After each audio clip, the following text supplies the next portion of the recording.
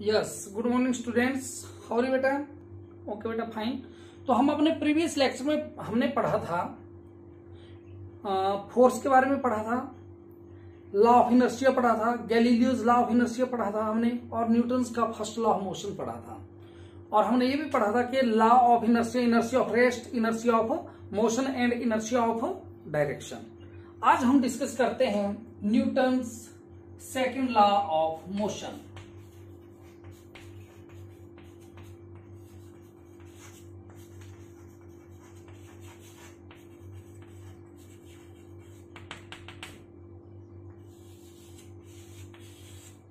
तो क्या था बेटा, Newton second law of motion की स्टेटमेंट बताई थी। एक बात और आपने ध्यान रखना है कि मैंने ये बताया था कि न्यूटन अपने तीनों लॉ फोर्स के ऊपर ही देता है। तो what does Newton say about force in his first law? In first law of motion Newton define the force. Newton first law में क्या करता है? फोर्स को डिफाइन करता है। And what does Newton say about force in his second law? In second law of motion Newton measure the force. Third law में Newton tells the nature of the force. तो हमने first law में क्या पढ़ा? Newton define the force. अब second law करते हैं, देख रहे हैं इसमें क्या करता है। सेकंड लॉ की स्टेटमेंट थी, the time rate of change of momentum of a body is directly proportional to the applied force and changes takes place in the direction of that applied force. ये है। तो बेटा हम क्या करते हैं, consider a body of mass m having velocity v। मान लेते हैं कोई एक बॉडी जिसका मास m है, जिसकी वेलोसिटी v है। ठीक है बेटा। तो अब हमने सेकंड लॉ में पढ़ा कि rate of change of momentum of a body directly proportional to the applied force. इसके ऊपर हमने पढ़ लिया है। तो देयरफॉर हमने क्या कंसीडर कर लिया कि m is equal to mass of body, v is equal to velocity of body. Is that clear बेटा? ये हमने दो चीज कंसीडर कर ली। एंड अब क्या करते हैं कि let F is equal to applied force. और F क्या है? अप्लाइड फोर्स है जो किस बॉडी के ऊपर लगाई हमने? Which change the direction of the body, which change the motion of the body. Therefore according एक चीज और ले लेते हैं हम, therefore rate of change of momentum. ये चीज हमने यहां पे कंसीडर करनी है। पहले ले लीजिए कि delta P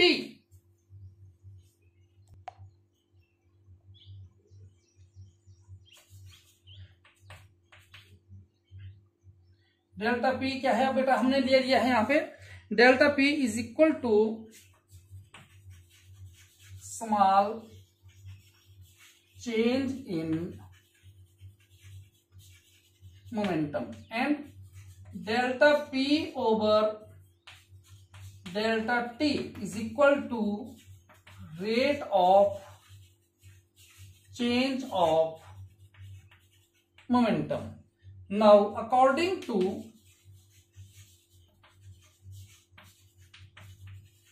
second law of motion, क्या है बेटा? Delta P over delta T is directly proportional to F, or it may be written as F is directly proportional to delta P over delta T. Also we know that P is equal to mv। किसके बराबर होता है? P is equal to mv। Therefore मैंने इसको लिख दिया पहले, F is equal to K delta P की जगह क्या लिख दिया बेटा मैंने? mv over delta T. K is the constant of proportionality and if K is equal to 1 तो ये क्या बन गया? F is equal to, मैंने M बाहर ले लिया, K की वैल्यू 1 है, इसको लिख दिया मैंने dv ओवर dt। क्या बन गया? F is equal to dv over dt। क्या बन गया ये बेटा? F is equal to M। What is dv over dt? Acceleration. क्या बन गया? Force is equal to mass into acceleration. तो सेकंड लॉ में न्यूटन ने क्या कर दिया? फोर्स को मेजर कर दिया।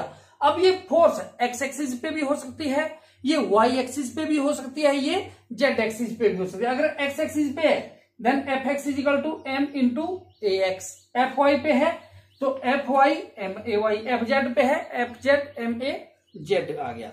अब देखिए यूनिट्स क्या आ गए बेटा, फोर्स, मास के यूनिट हो गए किलोग्राम, एक्सेलरेशन के मीटर पर सेकंड स्क्वायर, तो फोर्स के यूनिट क्या हो गए kilogram metre per second square. इसको मेजर कौन कर रहा है, न्यूटन, तो इसके यूनिट होते हैं फोर्स के न्यूटन। तो हम क्या बोल सकते हैं कि 1 Newton is equal to 1 kilogram metre per second square के बराबर होता है। किसके बराबर होता है, 1 Newton 1 kilogram metre per second square के बराबर होता है ये। ठीक है बेटा, इसका अब हम डायमेंशन फार्मूला निकाल देते हैं।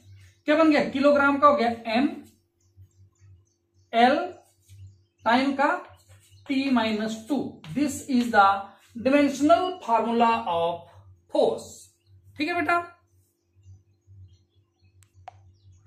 therefore बेटा the magnitude of the force can be calculated by multiplying the mass of the body and acceleration produced in it is known as the force of the body. Is that clear बेटा? अब हमने इसके unit निकाले हैं Newton, और वो 1 Newton किसके बराबर होता है बेटा, 1 kilogram metre per second square के बराबर। तो ये जो हमने यूनिट्स निकाले, यूनिट्स भी यहां पे 2 प्रकार के होते हैं। एक वो होते हैं, तो 2 प्रकार के यूनिट है बेटा। पहले यूनिट से आपके ग्रेविटेशन यूनिट्स और दूसरे हैं इनर्शियल यूनिट्स। इनको हम अब डिस्कस करते हैं बेटा। हाँ तो बेटा यूनिट 2 प्रकार के हैं, कौन कौन से हैं, absolute units and gravitational units.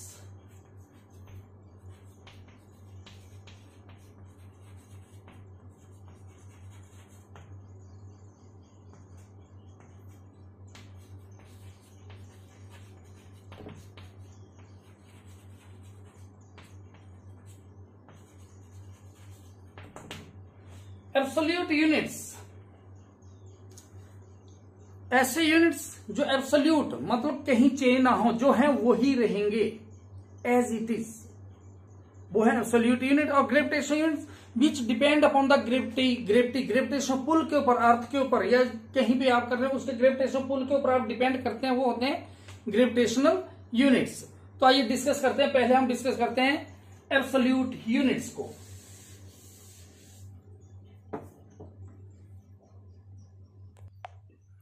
हाँ तो बेटा एब्सोल्यूट यूनिट क्या है, देखिए हमने क्या निकाला, फोर्स यूनिट क्या, फोर्स क्या है एम ए, और इसका डायमेंशन क्या kilogram metre per second square is equal to किसके बराबर है 1 न्यूटन। डायमेंशन फार्मूला क्या है MLT-2। Then what is 1 Newton, ये करना है।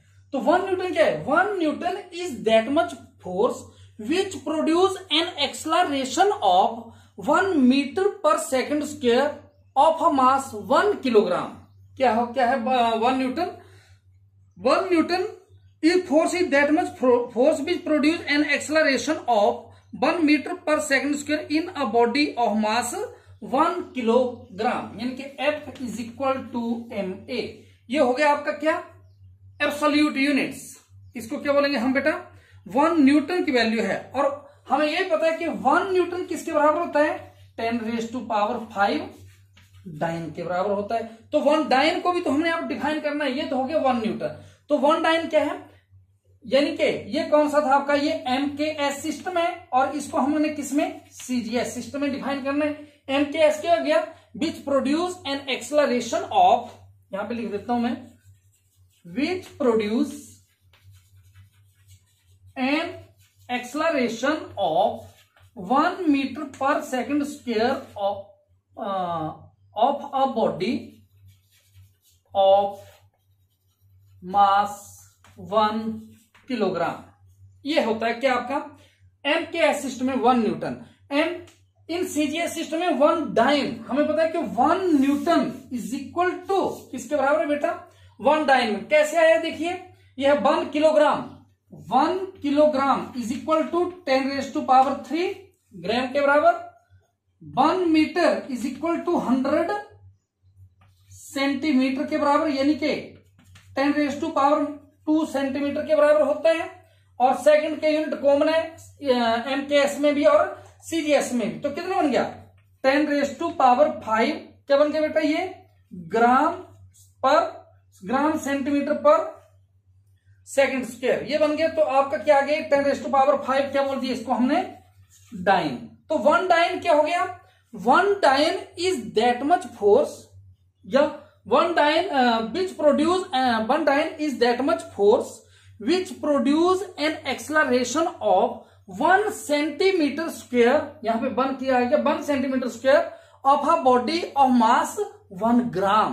किलोग्राम की जगह क्या जाएगा 1 ग्राम। क्या लिखूंगा मैं, 1 dyne is that much force which produce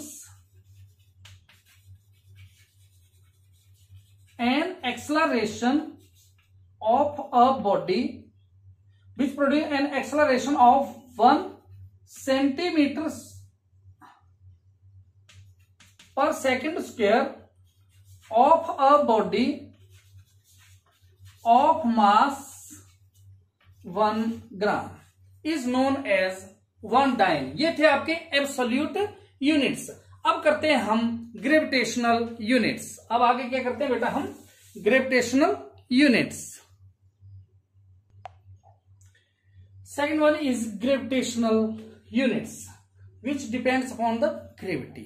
देखिए बेटा ग्रेविटेशनल यूनिट्स क्या, इसको बोलेंगे 1 किलोग्राम वेट। इसको क्या बोलेंगे 1 kilogram wait.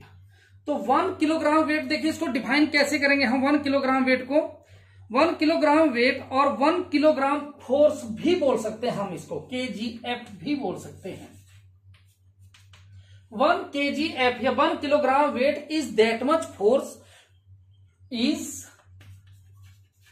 that much force which produce an acceleration of 9.8 metre per second square. कितनी एक्सेलरेशन प्रोड्यूस करेगा ये, यहां पे 9.8 मीटर पर सेकंड स्क्वायर, क्योंकि ग्रेविटी की वैल्यू कितनी होती है बेटा 9.8 metre per second square in a body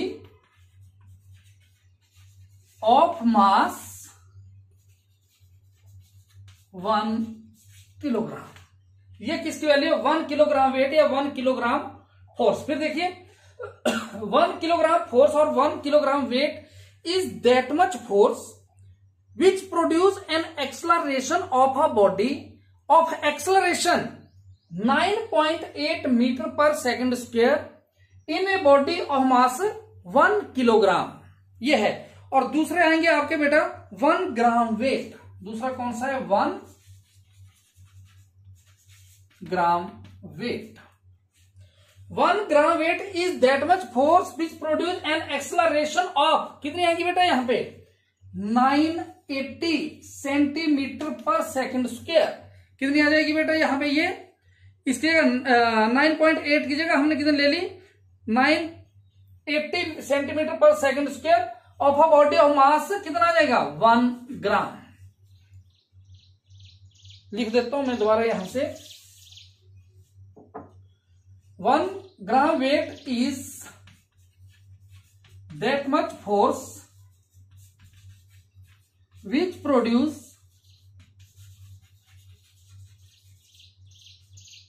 an acceleration of 980 centimeter per second square of a body of mass 1 gram is called gravitation 1 kilogram wait.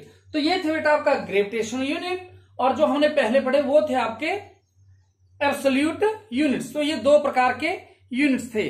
आइए अब आगे हम डिस्कस करते हैं consequences of second law of motion. Consequences of second law of motion. Next बेटा consequences of